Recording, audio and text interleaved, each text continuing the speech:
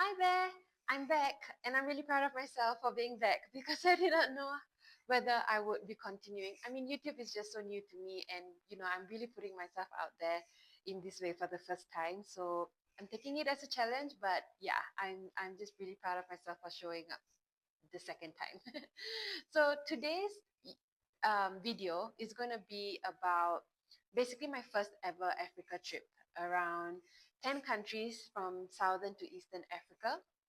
So for context, for those of you who don't know me, I am GB. I run an Afro dance fitness company in Singapore, and now I am based in Kenya, and I run Afro dance retreats in Kenya for female solo travelers to travel in Kenya, experience the dance culture, experience the local culture, the food, the safaris, the coast, and just have a really authentic experience in a really safe way.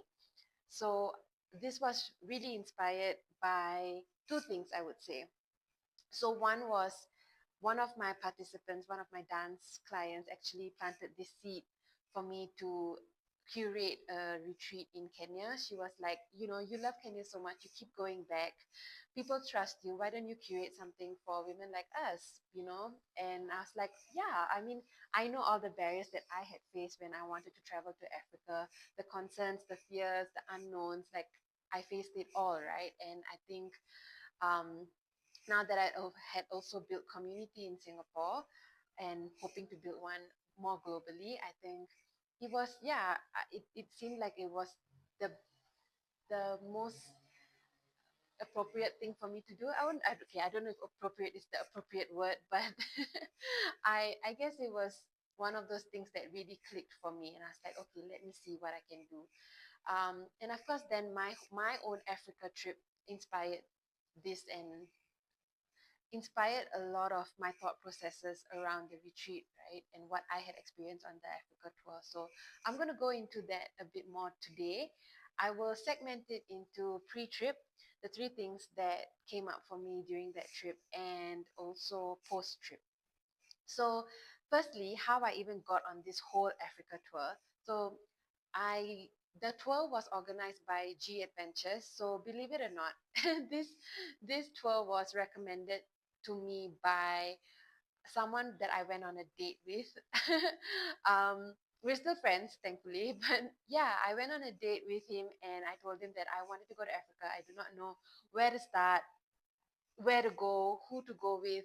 I just knew that I was going alone, and I mean, I was going solo. It's going to be like a solo female, a solo trip for me, right? And I just didn't, yeah, I had no idea where to start. And I had been looking at different things, but you just, something didn't click yet. And then he told me that he had gone on this trip a while ago. And, and before you knew it, I actually booked it the next day. um, and I did not know how long I was going to be away at first. I had no plans. But then I came across this ultimate Africa trip by G Adventures. And it was like a 55-day tour across all of these countries from southern to eastern Africa. And I was like, that's everything that I ever wanted, right? To, go for the safaris and, you won't be alone, which is what I was also worried about. And everything was kind of planned for you. You would be having local food, you'll be with local community, you'll be, of course, connecting with local communities as well. And yeah, just traveling across all of these countries. So that part was covered, right? I was like, okay, I finally found something that I knew somebody had gone for, that I can trust. And I so that part was sorted. But the part that was not sorted was, okay, how am I going to convince my parents to allow me to go? um, on one hand, I was old enough to not need permission, but at the same time, I am Asian, and at the end of the day, I do not want to do something that they would feel completely, I did not want them to. I wanted their blessings, I guess, in a lot of ways. It's just more of I wanted them to feel okay about me doing this trip. I didn't want to go feeling uneasy in that sense. I wanted to just go freely and wholeheartedly. So surprisingly, my mom was fine, but my dad wasn't. And he was like, no, like, I'm not going to do this. She's not going to do this. And it was like, there's no conversation about it. But then I made sure to have a conversation about it and told him, like, I guess just explain my side of like why I wanted to do this. And it was not to rebel in any way just for the sake of it. It felt like it was important for me to do. And I think for me, it was also like I have been teaching African dance, but had never been to Africa. So, that part of it was also important for me. So, yeah. And so eventually he did say yes. And of course, um, I think he had no choice. But yeah, I was after that part was sorted, it was like, okay, now it is, checking out visas and vaccinations and packing. And, there was, of course, a lot to it. To be honest, it was pretty stressful before because, again, it was going to a place that I had no there's so many unknowns, right? And as much as it was going with a tour, at least that part I knew was covered. But it was, of course, constantly asking them as well, like what are the things that you needed to prepare for. And different countries in Africa had different documentations and different visas and all that stuff. Um, so yeah, thankfully, of course, being Singaporean, it was that I got all the documents covered, and as long as I can arrive there and they will let me in, I was good. But yeah, so then arriving there, it was honestly the three things that came up for me, because I can't go into detail of everything, but it was it was really like once in a lifetime experience. Like, I'm not gonna lie, like it was nothing that I've ever experienced in any other continent or country. Every country was different.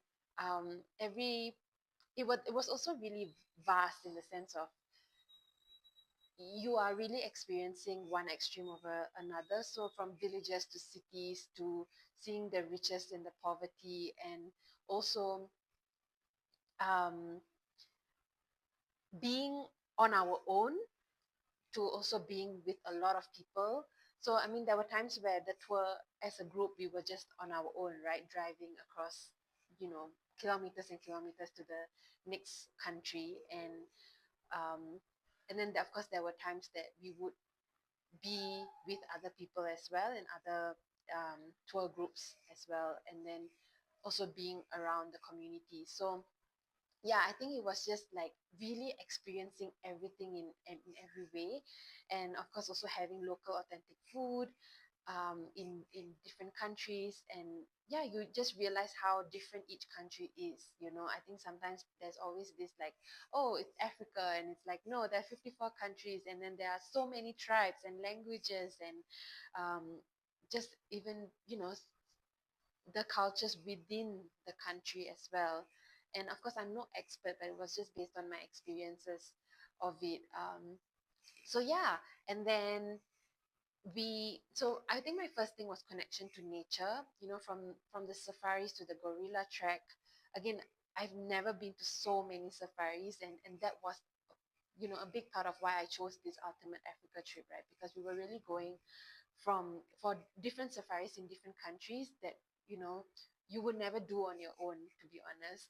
And the Okavango Delta in Botswana, the Kruger National Park, Ngorongoro Safari, Serengeti, Masai Mara, the Gorilla Trek in Uganda, went to the Nile River. There was just so many things, and it was really, really connecting to nature in a way that I've never had. Like, you honestly feel it in your body, in your soul, in a different way, and that is just something that I cannot describe enough. It's something that you just have to experience with yourself for yourself. Um, and of course, we were also camping, right? So most of the trip was camping. So we would set up our tents. They would, of course, teach us how to set up our tents first. And then, of course, throughout the trip, you would be setting up the tents on your own. And food was also made by the tour guides themselves. So, hats off to them, because they really took care of us, went out of their way to make sure that everything was taken care of. And I'm so appreciative of that. And there were five of us who did the 55-day tour. The rest did either 21 days or a week, but then they will, like, join us for the different parts of the tour.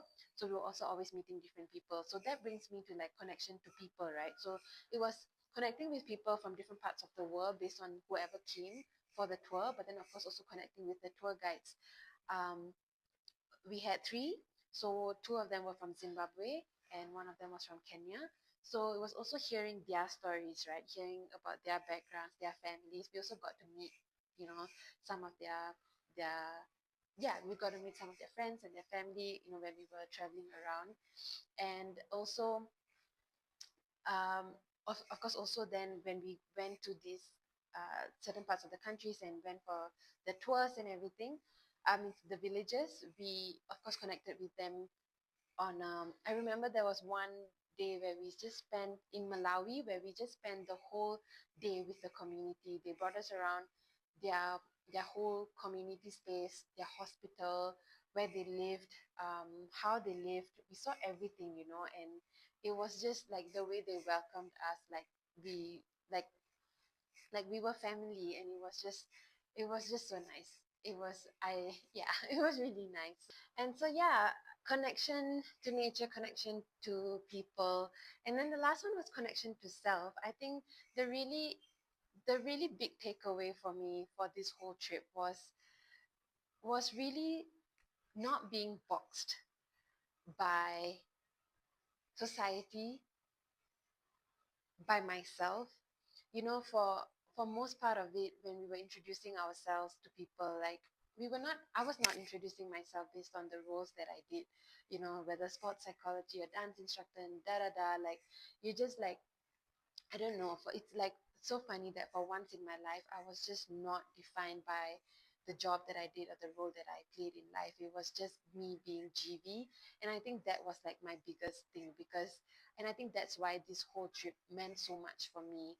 And it's of course experiencing everything that I experienced there, but it was also realizing that I was not defined by all of those roles and boxes that we put ourselves in, right? And so it was really seeing a different side of me. And of course, I danced, and that was just because that was just a part of my life, right? And it was also so much part of the African culture. Like, you can't go to Africa and not dance, right? So yeah. Um, so that was basically during the trip. And post trip, to be honest, life was just never the same. I honestly felt a bit depressed, not gonna lie. It was like, post trip blues, right? But on a different level. I think it was just, I mean, again, it was not like I went there for a week. So I think 3 months you really get immersed in a certain life, in a certain way of thinking. It was just really, really different. And so I think coming back to like my own life, all of a sudden everything didn't feel the same. I felt also a bit disconnected from people because I felt like no one understood what I had gone through in the best way, right? Um, there's a certain level of just soul shifting feelings that you feel that no one else who has not gone on the trip will understand. And I think a lot of us also continued to connect with each other because I think we all felt like no one else understood. So let's just keep connecting with each other because we're the only ones who get what we're feeling. And that was really nice, right? Like, at the end of the day, you also just make these lifelong friends. And I know that I could go to anywhere in the world and I probably have somewhere to stay just because I connected with all of these people around the world. But yeah, so I would say actually post Africa trip was hard. Um, but it was also like just that dissonance of like, I just did something really amazing and I'm so grateful. Why do I feel so sad? But it was just that feeling of like, in a way, grief, right? Because in a way it was saying goodbye to a part of yourself that no longer exists, that cannot exist once you've gone through an experience like that. So it was that. I think a lot of it was grief, but it was processing what that grief meant, and also then being grateful for the whole experience. So it was kind of like grief, gratitude. And yeah, I think you just say goodbye to yourself in a lot of ways, and that's something, a part of yourself, and that's something that can be hard to digest. And you see your life differently, your perspectives change, whether you like it or not. There's no way you come out of it the same person that went in.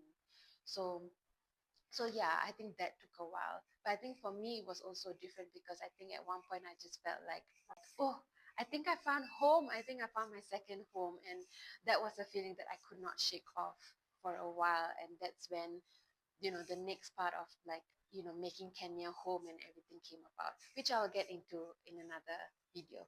But yeah, that was my Africa trip. I hope you took something out of it, and I hope you join me here one day.